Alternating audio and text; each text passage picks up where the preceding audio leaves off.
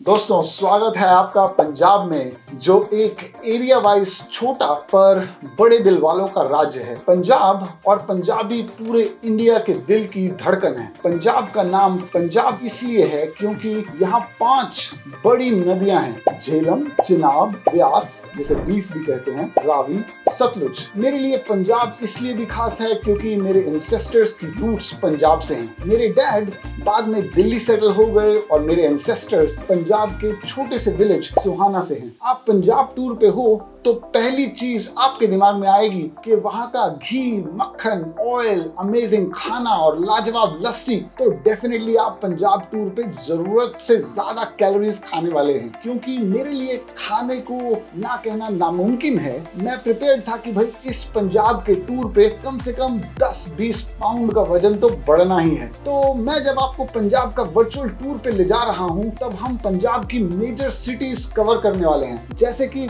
लुधियाना, अमृतसर, जलंधर। मैं कोई बहुत ज्यादा प्रिपरेशंस के साथ नहीं गया हूँ पंजाब, और ओपन माइंड के साथ प्लान्स को भी ओपन रखा है, क्योंकि मैं जा रहा हूँ इस बार अपने प्रिय मम्मी और पापा के साथ। मम्मी और पापा को साथ ले जाने का मजा ही कुछ और है। और साथ में हमने कर लिया है एक रेंटल गाड़ी, जिसके अंदर हम जाने वाले हैं अपने बढ़िया से ड्राइवर के साथ। अभी सुबह के बजे हैं 7 और मैं परवीन, हमारा ड्राइवर, उसके साथ खास यात्रा पे निकल रहा हूँ। परवीन हमें दिन भर के लिए 3500 रुपए चार्ज कर रहा है। तो अब सुबह के 9 बज चुके थे और मेरे पेट में खाने के लिए रंबल्स हो रहे थे। मेरे लिए अगली डेस्टिनेशन पर एक डिलाइटफुल ट्रीट इंतजार कर रही थी। मेरी पहली मंजिल थी प्रसिद्ध मूर्थल, जहाँ पे आप देख सकते हैं कि बहुत सारे अमेजिंग ढाबे हैं और इन ढाबों पे मिलते हैं बढ़िया से पराठे, और पराठे के साथ बहुत ही बढ़िया चीज मिलती है जो कि है मक्खन। और यहाँ का जो व्हाइट मक्खन है वो भी मुझे बहुत पसंद है, मम्मी को भी मेरी बहुत पसंद है। तो भाई मजा आने वाला है। यहाँ पे अलग अलग वैरायटीज के पराठे मिलते हैं, तो ये एक पॉपुलर नाश्ता या लंच ऑप्शन के लिए माना जाता है। और जब भी मैंने देखा है कि कोई दिल्ली से बाहर निकलता है कहीं पे भी जाने के लिए, पंजाब, हिमाचल, तो ये जरूर यहाँ पे रुक के जाता है या फिर वापस आते हुए जरूर रुक के जाता है। तो एक बात है, हमारी मेन डेस्टिनेशन अमृतसर पूरे देश में सबसे अच्छे पराठों के लिए फेमस है। अमृतसरी नान यहाँ का बहुत ही स्पेशल है, जिसे मुझे 24 घंटे में चखने का मौका मिलेगा। हमें 2 लोगों के बीच में 3 पराठे मंगवाए और एक पराठा लगभग 100 रुपए का आया। हमने वहां से कड़क चाय भी पी, जो कि भी एकदम 100 रुपए के आसपास ही थी। और वहां से हमने अपने रिलेटिव्स के लिए 2 अचार उठा लिए। कुछ और घंटों तक गाड़ी चलते हुए हम अपने अगले स्टॉप तक पहुंचे,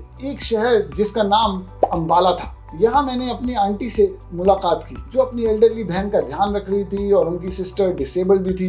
ये परिवार कुछ सालों पहले बहुत ही ज्यादा रिच हुआ करते थे। मेरी आंटी भी एक बार वर्ल्ड ट्रैवल करना चाहती थी, मेरी मम्मी ने बताया, और अब इनकी सिचुएशन चेंज होने के कारण ये थोड़ी ऐसी सिचुएशन में है और अपने कजन्स का देखभाल कर रहे हैं। ऐसे अच्छे लोगों को देख के कितना दिल में अच्छा लगता है कि देखो, अगर कुछ हो जाए तो कम से कम आपके भाई बहन, आपके दोस्त आपके साथ हैं। तो 50 साल पहले ये हवेली यहाँ की बहुत ही मशहूर हुआ करती थी कि दूर से भी सबको नाम पता होता था। फिर मेरे डैड ने एक नजदीकी छोटे शहर में, जिसका नाम है खन्ना, वहां पे अपने रिश्तेदारों का मिलने की इच्छा जताई। इस सफर को पूरी तरह से उपयोग करने के उन्होंने एक और स्टॉप यहाँ लेने के लिए कहा। मैं उनके बीते दिन वापस उन्हें देना चाहता था। उन्हें खुश देखकर मुझे भी बहुत खुशी मिलती है। हमारा पहली रात का स्टे था पंजाब में लुधियाना में। आमतौर पर दिल्ली से लुधियाना का सफर लगभग 5 घंटे में तय हो जाना चाहिए, लेकिन अगर आप रुकते रुकाते जाएं तो ज्यादा टाइम भी लग सकता है। और हम 4 बजे जाके वहां पहुंचे। लुधियाना में हमारे पास एक अच्छे दोस्त की बहुत ही प्यारे सी फैमिली के साथ रहने का प्लान बनाया था। मैं पहले इनसे मिला हुआ था अपने डैलस में, जहाँ यूएस में मैं रहता हूँ। तो ये लोग आए थे, तो यहाँ बहुत मजा आया था और हमारा कनेक्शन बैठ गया। तो हमने कहा जरूर एक बार पंजाब जा रहे हैं तो इनसे मिलते हैं।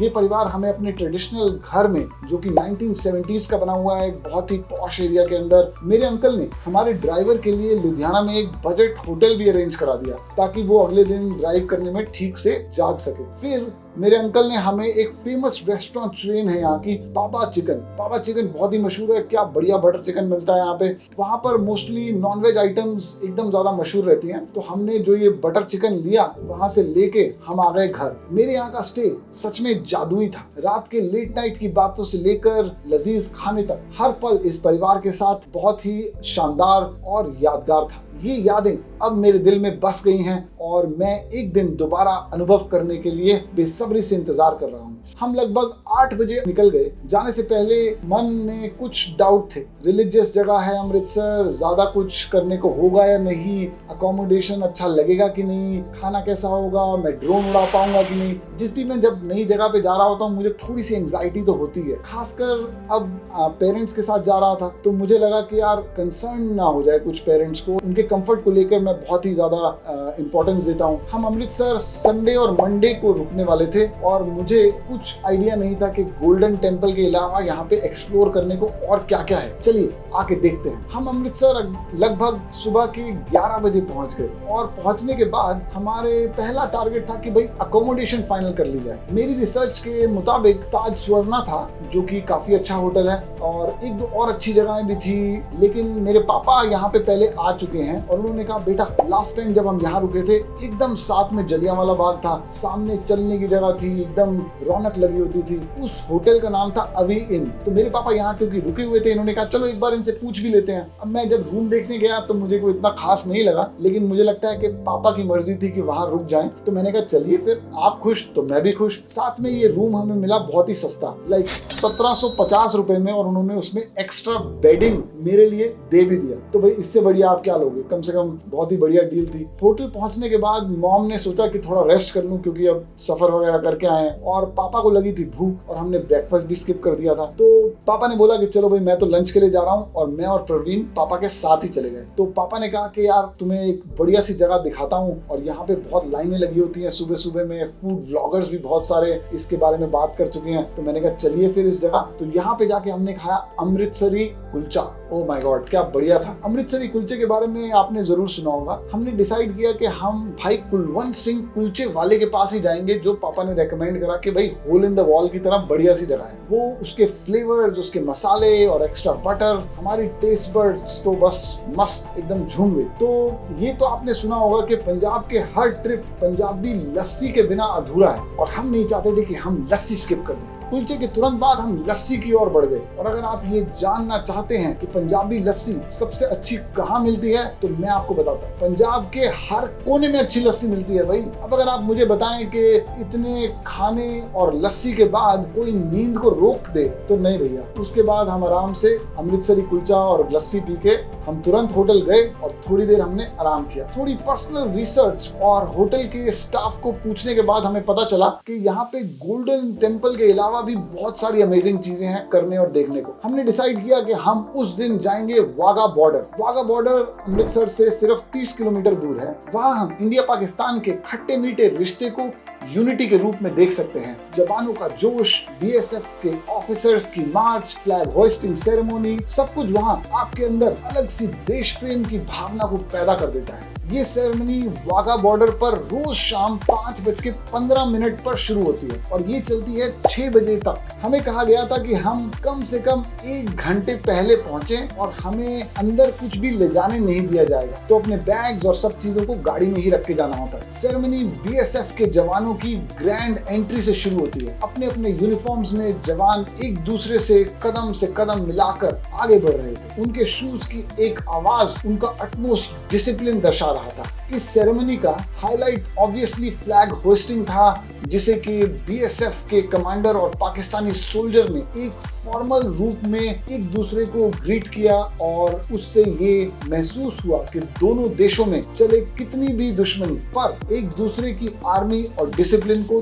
दोनों ही रिस्पेक्ट करते हैं। मेरे हिसाब से हर इंडियन को अपने लाइफ टाइम में एक बार वाघा बॉर्डर जरूर जाना चाहिए। पंजाब की गर्मी से बचने के लिए आप बेशक दिसंबर या फरवरी के बीच में जा सकते हैं, क्योंकि सही बताऊं तो यहाँ पे बहुत ही ज्यादा गर्मी भी थी। वाघा बॉर्डर से लौटते वक्त हम फेमस मक्खन फिश और चिकन कॉर्नर पे रुक गए। वहाँ पे हमने डिनर खाने का फैसला किया। मानना पड़ेगा वो जगह यूं ही नहीं मक्खन फिश के लिए फेमस थी, उसकी मक्खन फिश इतनी बढ़िया थी। जब हमने बाद में बटर फ्राइड मक्खन फिश को खाया तो ओ माय गॉड क्या क्या लाजवाब थी। मैंने डिसाइड करा कि मैं सुबह जल्दी 4:30 उठ के अब गोल्डन टेम्पल जाऊंगा। हालांकि मैं बहुत थका हुआ था, पर पंजाब घूमने की एक्साइटमेंट अलग लेवल की थी, इसलिए मैंने सुबह 4:30 का अलार्म सेट कर दिया और मैं अननेसेसरी रश अवॉइड करना चाहता था ताकि सुबह सुबह जाके बढ़िया से दर्शन कर सकूं। हुआ ऐसा, तो अलार्म ज्यादातर इतने इफेक्टिव नहीं होते, तो या तो अलार्म बजा नहीं या मैंने बंद कर दिया, लेकिन उस दिन तो मैं गोल्डन टेम्पल नहीं गया। सुबह डैड ने एक फेमस दुर्गियाना मंदिर जाने के लिए सजेस्ट करा। अपनी जवानी के दिनों में वो अक्सर वहां पे आया करते थे, यहाँ आकर वो ब्रेकफास्ट भी करते थे, तो हमें भी उन्होंने कहा कि आज हम ब्रेकफास्ट वहीं पे खाएंगे। दुर्गियाना मंदिर माँ दुर्गा को डेडिकेटेड और अमृतसर में ये एक काफी फेमस रिलीजियस स्पॉट है। ये गोल्डन टेम्पल और अमृतसर रेलवे स्टेशन के काफी पास है। आप देख सकते हैं कि इसका आर्किटेक्चर गोल्डन टेम्पल से काफी सिमिलर है। ऑल्दो इसे ओरिजिनली 16th सेंचुरी में बनाया गया था, बट अब तक इस पे काफी रेनोवेशंस हो चुकी हैं। यहाँ पर सिर्फ देवी दुर्गा नहीं, बाकी अनकाउंटेबल हिंदू गॉड्स के आइडल्स भी हैं। आइडल्स की ज्वेलरी, कपड़े, एक्सेसरीज और टेम्पल की डेकोरेशन काफी अट्रैक्टिव है। यहाँ रिलैक्स करने के लिए गार्डन और पाथवेज भी बनाए गए हैं। आप यहाँ पे अच्छा वक्त बिता सकते हैं। दुर्गियाना टेम्पल के बाद हम एक और पॉपुलर रेस्टोरेंट कन्हैया लाल हरभजन सिंह पे रुके।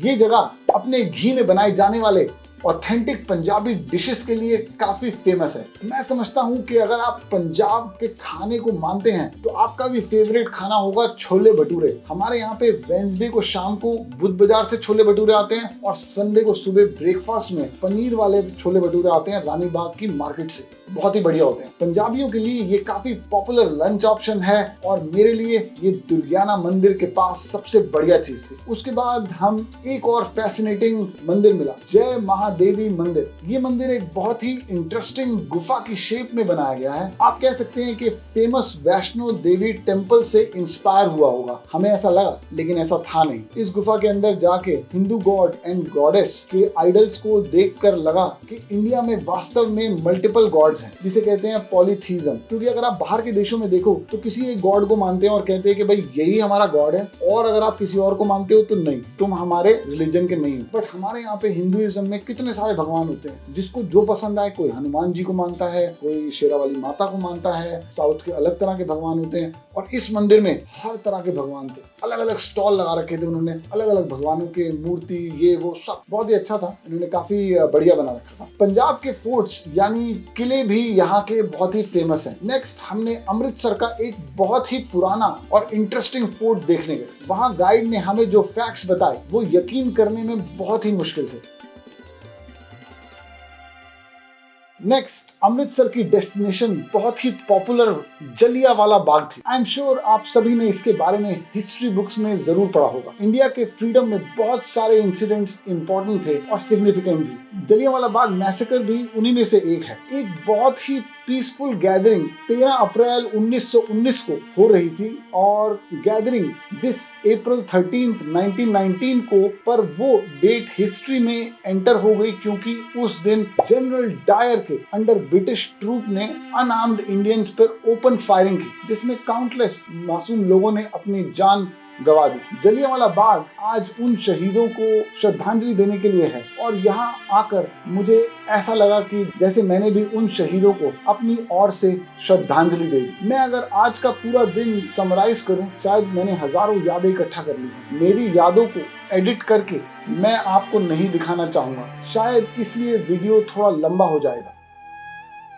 हम इंडियन बच्चे अक्सर अपने पेरेंट्स की स्कूल मेमोरी सुन सुन के बड़े होते हैं और मैं उनमें से एक हूँ जिसे अपने पापा की स्कूल स्ट्रीट जाने का मौका मिला। वाकई वो एक यादगार पल था। कल ट्यूसडे है, अमृतसर में मेरा आखिरी दिन। मैं अलार्म 4 बजे का सेट कर रहा हूँ क्योंकि मैंने अपने आप को ये प्रॉमिस किया है कि पंजाब का बॉर्डर बिना गोल्डन टेम्पल गए नहीं जाने वाला। मैंने फाइनली नींद को डिच किया और सुबह जल्दी उठ गया। अब मैं आपको दिखाऊंगा कि गोल्डन टेम्पल कम भीड़ से कैसा लगता है। यकीनन यहाँ आकर किसी को भी शांति का अनुभव हो सकता है। यहाँ की ऑरा में वो बात है जो शायद कहीं नहीं। जब मैंने सरोवर में पैर डाले, मुझे सच में महसूस हुआ कि मेरे मन, दिमाग और आत्मा को सुकून मिला। यहाँ की ऑरा में वो बात है जो शायद कहीं और नहीं। आपको लगेगा कि नॉन रिलीजियस होके ऐसी बात कर रहा हूँ, बट मुझे सीरियसली में वहाँ पे एक बहुत ही पीसफुल सा माहौल लगा। और वो सरोवर इतनी बढ़िया थी, लोग इतने अच्छे थे। एक नास्तिक के लिए भी वो बहुत अच्छा एक्सपीरियंस था। सिखिज्म में ऐसा पॉपुलर बिलीफ है कि यहाँ के पानी में नहाने से आपकी आत्मा प्यूरिफाई हो जाती है। इस पानी में कई खूबसूरत मछलियां भी थी। काफी लोग इस पानी को पी भी रहे थे। गोल्डन टेम्पल आध्यात्मिक दृष्टि से बहुत ही इंपॉर्टेंट है। सिख यहाँ आते हैं, गुरु ग्रंथ साहिब पढ़ते हैं और मेडिटेशन के थ्रू सुकून पाते हैं। टेम्पल प्रेमाइसिस रिलीजियस सिग्निफिकेंस अपने आप में एक बेहतरीन आर्किटेक्चर की भी निशानी है। जो प्रेमाइसिस की डिजाइन है वो हिंदू और इस्लामिक आइडियोलॉजीज का ब्लेंड है और ये ब्लेंड ही सिखिज्म का यूनिवर्सल प्रिंसिपल है। वैसे ये कोई बताने वाली बात नहीं, आप सभी लोग जानते होंगे गोल्डन टेम्पल को गोल्डन टेम्पल क्यों कहा जाता है। फिर भी आपकी जानकारी के लिए मैं आपको बताना चाहूंगा कि जो इसमें डोम है वो रियल गोल्ड का बना हुआ है और इसकी कीमत अराउंड अमेरिकन $10 मिलियन है। वाओ, बहुत ही ज्यादा इसके ऊपर गोल्ड लगा हुआ है, बहुत खर्चा करा हुआ है। गोल्डन टेम्पल सिर्फ एक पूजा का स्थल नहीं है, सिख मूल्यों का एक प्रतिबिंब है जहाँ सेवा और समानता के मूल्यों को बहुत महत्वता मिलती है। लंगर या सामुदायिक रसोई गोल्डन टेम्पल की एक प्रमुख पहचान है। यहाँ पर कोई भी जाति, धर्म या सामाजिक स्थिति के बिना एक मुफ्त भोजन का आनंद लेने के लिए स्वागत किया जाता है। रात के दौरान या सुबह के नाश्ते के समय गोल्डन टेम्पल दिव्य सुंदरता का एक दार्शनिक रूप धारण कर लेता है। मंदिर के प्रांगण को खूबसूरत तरीके से रोशनी से सजाया जाता है जो अमृत सरोवर पर चमकदार प्रतिबिंब डालता है। शांत वातावरण एक शांतिमयी माहौल बनाता है जो सभी यातायात करने वालों के दिलों को छू लेता है। आई मस्ट टेल यू, रात का टाइम गोल्डन टेम्पल की ब्यूटी नेक्स्ट लेवल होती है। अमृत सरोवर की बूंदें जब मैंने अपनी हथेली पर ली, मुझे ऐसा लगा जैसे स्पिरिचुअल वाइब्स मेरी बॉडी में ट्रैवल कर रही हैं। हम करीबन 4 घंटे मंदिर में रुके और इस दिन ऐसा लगा कि समय रोजाना से जल्दी बीत गया। वहां से आने के बाद हमने चेकआउट करा अपने होटल से और निकल पड़े जालंधर के लिए। जालंधर में मेरा मकसद था एक पंजाबी वेडिंग को अटेंड करना। जालंधर में अपने कजन की बेटी की शादी में जा रहा हूँ और उसमें हमारा स्टे रमाडा में है जो एक पॉपुलर चेन ऑफ होटल्स है। तो मुझे ज्यादा चिंता नहीं है स्टे और फूड की। अगर आप यहाँ आते हैं तो लगभग 4000 पर नाइट के हिसाब से अपना स्टे भी बुक कर सकते हैं, क्योंकि छोटा शहर है। यहाँ पे 4000 में आपको अच्छा होटल मिल जाता है। मैं आपको बता दूं, मैं बहुत टाइम बाद एक पंजाबी वेडिंग अटेंड करने जा रहा हूँ जो मैं बहुत एक्साइटेड हूँ। मेहंदी, हल्दी और स्पेशली भंगड़ा मुझे मीलों दूर से अपने पास बुला रहा है। मैं वेन्यू से बस 1 घंटा दूरी पे हूँ। मैं आपको अपने कजन की इंस्पिरेशनल स्टोरी सुनाना चाहता हूँ जो आपको शायद मोटिवेटिंग भी लगे और आपकी पर्सनल लाइफ में आपकी हेल्प कर दे। मेरा कजन एक बहुत ही बढ़िया कजन है और इसके पापा भी बहुत ही, जो मेरे ताया जी थे, काफी हाई अप्स पे थे। लेकिन ये मेरा कजन अपने आप, उसने अपनी फैक्ट्री लगाई जालंधर में स्पोर्टिंग गुड्स के लिए, अपने कंधे पे इतनी सारी चीजें उठा के दिल्ली में बेची और आज एक बहुत ही बड़ा आदमी बन गया है। तो बहुत खुशी होती है देख के। और जैसे मैंने बताया कि इनके पापा बहुत ज्यादा सक्सेसफुल थे, मेरे ताया जी, जो कि अब इस दुनिया में नहीं रहे। इनके प्राइम मिनिस्टर नेहरू के साथ भी फोटोज हैं और भी बहुत प्रेसिडेंट, प्राइम मिनिस्टर्स वगैरह के साथ इनकी फोटोज हैं। इस शादी के रिवाज के मुताबिक फेरे शाम को 6 बजे होंगे और मैं आपको बता दूं, कोई भी इंडियन वेडिंग का फन पार्ट फेरे होता है। यहाँ आपको रियल इंडियन रस्मों रिवाज देखने को मिलेंगे। खासकर ये देखने को मिलेगा कि कैसे 2 परिवार एक हो जाते हैं इस मंडप के नीचे। रात के लगभग 10 बजे हम वेडिंग फंक्शन छोड़ अपने रूम में आ गए, क्योंकि हमें नेक्स्ट डे सुबह जल्दी 6 बजे गुड़गांव जाना था। मुझे रात भर नींद नहीं आई ये सोचकर कि मैं इतना खुश मिजाज स्टेट छोड़कर वापस जाने वाला हूँ। मक्खन फिश, बटर चिकन, लस्सी, सब कुछ मेरे सपनों में आ रहा था और मुझे लग रहा था कि जैसे मैंने वो जायके आखिरी बार लिए। बट जैसे ही गोल्डन टेम्पल मेरे सपनों में आया, आई वॉज श्योर मैं वापस जरूर आऊंगा। मैं कल पंजाब से जरूर चला जाऊंगा, पर पंजाब मेरे अंदर से कभी नहीं जाएगा। तो दोस्तों, ये था मेरा पंजाब का सफर जो कि एक काउंटलेस यादों से भरा है। आई होप आपको ये वीडियो पसंद आया होगा। अगर आया है तो वीडियो को लाइक कीजिए और चैनल को सब्सक्राइब कीजिए। वीडियो पूरा देखने के लिए ਤੁਹਾਡਾ बहुत बहुत शुक्रिया। बहुत बढ़िया। सत श्री अकाल।